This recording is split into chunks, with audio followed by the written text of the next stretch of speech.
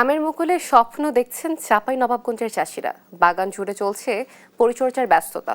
প্রকৃতি অনুকূলে থাকায় তবে ভালো ফলন ও খরচ কমাতে সঠিক মাত্রায় কীটনাশক প্রয়োগ সহ নানা পরামর্শ দিচ্ছে কৃষি বিভাগ। সহকর্মী ফারুক আহমেদ চৌধুরীর প্রতিবেদন, জানাচ্ছেন সুপ্রিয়া তৃষা। শীতের বিদায় আর বসন্তের ছোঁয়ায় বাতাসে এখন মিষ্টি ঘ্রাণ। ডালে ডালে ফুটে উঠেছে আমের মুকুল। আমের রাজধানী খ্যাত চাঁপাইনবাবগঞ্জে সোনালী মুকুলে ছেয়ে গেছে বাগানগুলো। নিয়মিত পরিচর্যায় আমের আশানুরূপ ফলন নিয়ে চাষিদের প্রত্যাশাও বাড়ছে। এবছর যেভাবে আবহাওয়া ভালো আছে, যদি আমাদের আম সুন্দর আছে, আম ভালো আছে, ফলন ভালো হয় এবং যদি আমরা ন্যায্য দামটা পাই, গত বছরের তুলনায় দামটা যদি ভালো পাই, তাহলে আমরা আম চাষি হিসেবে লাভবান এবং উপকৃত হব। আমার বাগানে বেশ ভালো মুকুল এসছে, আমি খুবই আশাবাদী। গতবারের চাইতে দ্বিগুণ দাম পাবো বলে আমি আশাবাদী।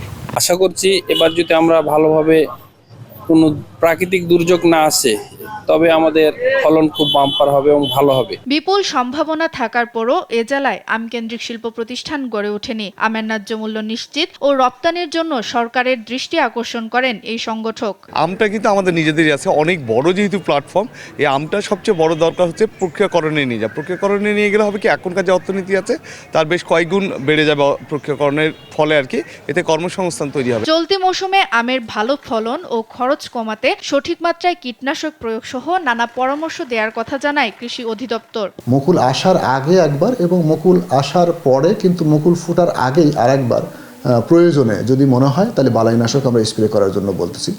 তবে তারা যাতে মাত্রাতিরিক্ত বালাইনাশক ব্যবহার না করে সেই জন্য আমরা তাদেরকে পরামর্শ দিচ্ছি, বিশেষ করে উত্তম কৃষি পরিচর্যার মাধ্যমে যাতে তারা আমগুলো উৎপাদন করতে পারে। চলতি মৌসুমে জেলায় ৩৭,৪৮৭ হেক্টর জমিতে নানা জাতের আম উৎপাদন হচ্ছে। এবার গত বছরের উৎপাদন লক্ষ্যমাত্রা ছাড়িয়ে যাবে বলে আশা কৃষি বিভাগের।